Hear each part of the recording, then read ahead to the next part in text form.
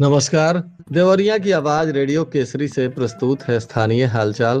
पहले मुख्य हालचाल। आधा दर्जन चोरी की मोटरसाइकिल के साथ 5 आरोपियों को पुलिस ने पकड़ा। पॉक्सो एक्ट के मामले में आरोपी को हुई 20 वर्ष की सजा। राजकीय बाल गृह से एक बच्चा हो गया लापता। बीएड प्रवेश को लेकर छात्रों ने जिलाधिकारी से की शिकायत। और कलेक्टेरिएट में वाहन स्टैंड की होगी नीलामी। स्थानीय हालचाल के इस अंक के साथ मैं अनिकेत मिश्र। अब हालचाल विस्तार से।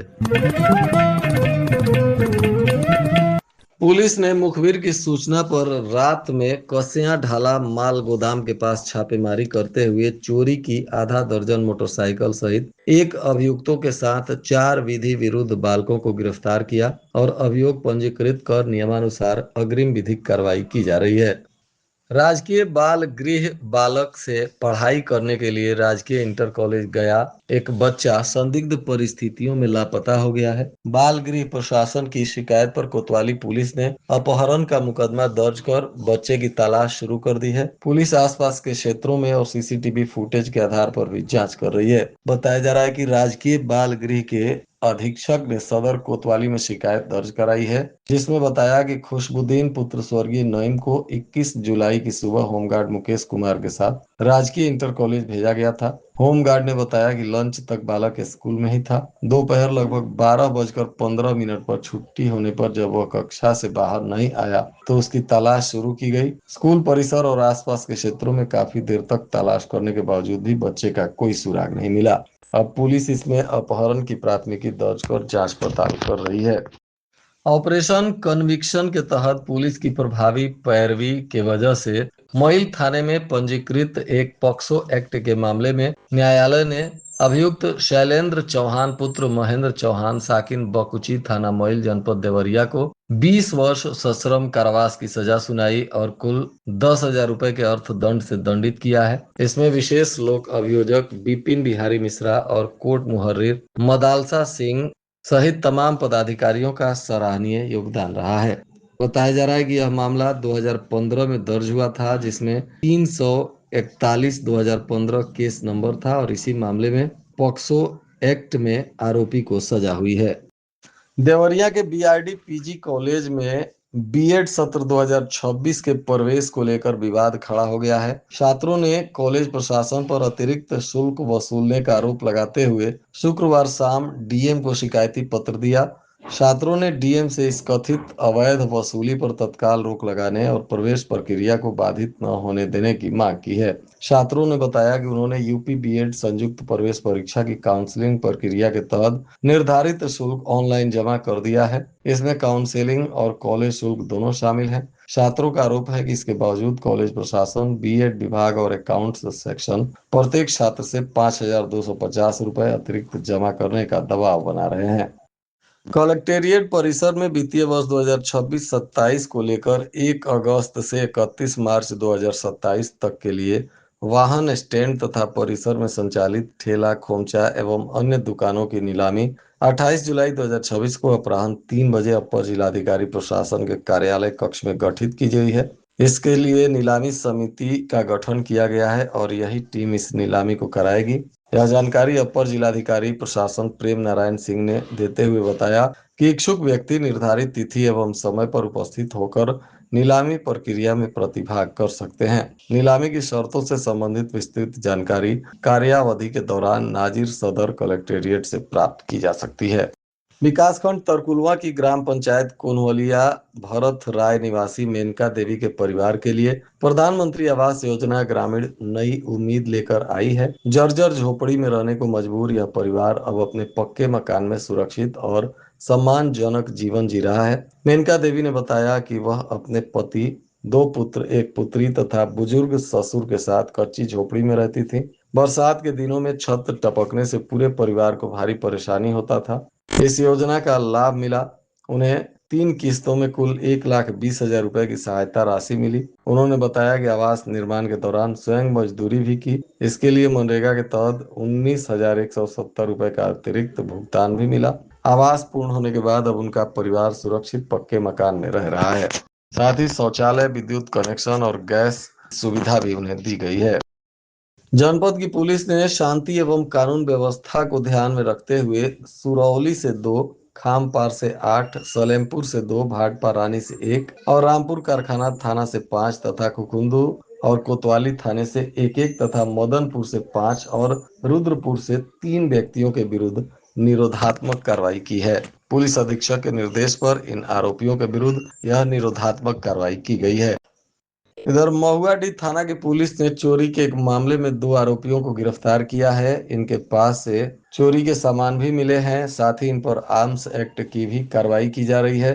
गिरफ्तार आरोपियों में असगर और मुसीर, ये दोनों महुआडीह क्षेत्र के ही रहने वाले बताए जा रहे हैं। पुलिस ने इनके पास से चोरी की बैटरी, इन्वर्टर इत्यादि को बरामद किया है। अब दोनों पर विधिक कार्रवाई की जा रही है। जिलाधिकारी मधुसूदन हुल्गी के निर्देश पर जनपद के सभी तहसीलों में सेवा, संस्कार, सुशासन एवं सम्मान की मूल भावना के साथ कल्याणकारी शिविरों का आयोजन किया जा रहा है। इन शिविर के माध्यम से विभागीय योजनाओं का प्रचार प्रसार हो रहा है तथा चयनित लाभार्थियों को जन प्रतिनिधियों के माध्यम से स्वीकृति प्रमाण पत्र एवं सहायक उपकरण भी वितरित किए जा रहे हैं। राष्ट्रीय अधिकार मोर्चा के पदाधिकारियों ने राष्ट्रपति के नाम एक जिलाधिकारी के माध्यम से ज्ञापन सौंपा है। इसमें नीट सहित अन्य प्रतियोगी परीक्षाओं में पेपर लीक की घटनाओं की उच्च स्तरीय जांच कराने और परीक्षा प्रणाली को पूरी तरह पारदर्शी बनाने की मांग की गई है। ज्ञापन का नेतृत्व संगठन के वरिष्ठ उपाध्यक्ष आनंद कुमार द्विवेदी ने किया। दोहाबा क्षेत्र में बहने वाली नदियों का जलस्तर लगातार बढ़ रहा है, जिससे ग्रामीणों में बाढ़ की आशंका गहरा गई है। पिछले कुछ दिनों से हो रही बारिश और ऊपरी क्षेत्रों से लगातार पानी छोड़े जाने के कारण यह स्थिति बनी है। हालांकि अभी तक किसी भी गांव में बाढ़ का पानी नहीं पहुंचा है, न ही फसलों को कोई नुकसान हुआ है। ग्रामीण लगातार स्थिति पर नजर बनाए हुए हैं। क्षेत्र के लोगों का कहना है कि यदि जलस्तर इसी तरह बढ़ता रहा तो निचले इलाकों के गांवों और खेतों में पानी भरने की पूरी संभावना है। किसानों के सामने खरीफ की फसलों को लेकर चिंता बढ़ गई है और ग्रामीणों ने प्रशासन से समय रहते आवश्यक तैयारियों को करने और बाढ़ चौकियों को सक्रिय रखने की मांग की है। उत्तर प्रदेश सहकारी गन्ना समिति अध्यक्ष संघ की बैठक हुई। इस दौरान सभी समितियों की बैठक को देवरिया केन यूनियन के सभागार में आयोजित किया गया था। इसमें मुख्य अतिथि उत्तर प्रदेश गन्ना संघ के अध्यक्ष सिद्धांत कुमार सिंह ने कहा कि देवरिया परिक्षेत्र के अध्यक्ष गण तथा गन्ना कृषकों की समस्याओं के समाधान को सभी को मजबूती के साथ खड़ा होना होगा। चीनी मिलों को भी किसानों की सुविधाओं से आच्छादित करना पड़ेगा और गन्ना अधिकारियों को भी अध्यक्ष गण के साथ समन्वय बनाकर काम करना होगा। देवरिया नगर पालिका क्षेत्र में 350 सार्वजनिक स्टैंड पोस्ट लगाए गए हैं। नगर वासियों को शुद्ध पानी पीने को प्रत्येक वार्डों में 9 से लेकर 25 तक स्टैंड पोस्ट लगाए गए हैं, जबकि नगर पालिका क्षेत्र में 23 आरओ फीजर और 3 प्याऊ लगे हैं। इसका खुलासा सूचना के अधिकार के तहत हुआ। जिलाधिकारी ने ग्राम प्रशासकों से अपील करते हुए कहा है कि बच्चों के उज्जवल भविष्य के लिए गुणवत्तापूर्ण शिक्षा और बेहतर स्वास्थ्य सबसे पहली आवश्यकता है। उन्होंने कहा है कि प्रदेश स्तर पर 1 अप्रैल से स्कूल चलो अभियान संचालित किया जा रहा है। जनपद में इसका द्वितीय चरण 2 जुलाई से प्रारंभ हो गया है। अभियान का उद्देश्य कक्षा 1 से 8 तक के प्रत्येक बच्चे का 100% नामांकन और नियमित उपस्थिति सुनिश्चित करना है। जनता से भी अपील किया गया कि लोग अपने बच्चों का नामांकन निश्चित रूप से विद्यालयों में कराएं। सावन मेला को लेकर रुद्रपुर कोतवाली परिसर में पीस कमेटी की मीटिंग हुई, जिसमें मेले में होने वाली भीड़ को लेकर योजना बनाई गई। एसडीएम राजकुमार गुप्ता ने कहा कि कांवड़ियों की भीड़ को लेकर मंदिर परिसर में चाक चौबंद इंतजाम किए जाएंगे। सावन के सभी सोमवार और शुक्रवार को मंदिर के सामने रुद्रपुर गौरी बाजार मार्ग पर वाहनों का आवागमन भी बंद किया जाएगा। रूट का डायवर्जन कर दूसरे मार्गों से वाहनों को निकाला जाएगा। जिले में एक बार फिर शराब तस्कर सक्रिय हो गए हैं और देवरिया के रास्ते बिहार में शराब की बड़ी बड़ी खेप पहुंचने लगी है। शराब तस्करों ने तस्करी का ट्रेंड बदल दिया है। बाइक, ई रिक्शा के माध्यम से शराब की खेप को बिहार में पहुंचाया जा रहा है, लेकिन इन सभी के बीच एक बड़ा मामला भी देखने को मिल रहा है। युवाओं के साथ ही किशोरों को भी चंद रुपए की लालच में इस अवैध कार्य में तस्कर उतार रहे हैं। आए दिन पुलिस का खुलासा कर इसकी पुष्टि भी हो रही है। किशोर और युवाओं को बॉर्डर केवल पार कराने का 2 से 5 हजार रुपए तक तस्कर दे रहे हैं। पहले बिहार की शराब सस्ती हुआ करती थी, इसलिए बिहार से शराब की तस्करी यूपी में होती थी। लेकिन अब बिहार में शराब बंद है, ऐसे में उत्तर प्रदेश से बिहार में शराब की तस्करी लगातार की जा रही है। और आज के मौसम का तापमान देवरिया में न्यूनतम 26 डिग्री सेल्सियस और अधिकतम 38 डिग्री सेल्सियस रहने की संभावना है। अंत में मुख्य हालचाल एक बार फिर। आधा दर्जन चोरी की मोटरसाइकिल के साथ 5 आरोपियों को पुलिस ने पकड़ा। पॉक्सो एक्ट के मामले में आरोपी को हुई 20 वर्ष की सजा। राजकीय बाल गृह से एक बच्चा हो गया लापता। बीएड प्रवेश को लेकर छात्रों ने जिलाधिकारी से की शिकायत। और कलेक्टेरिएट में वाहन स्टैंड की होगी नीलामी।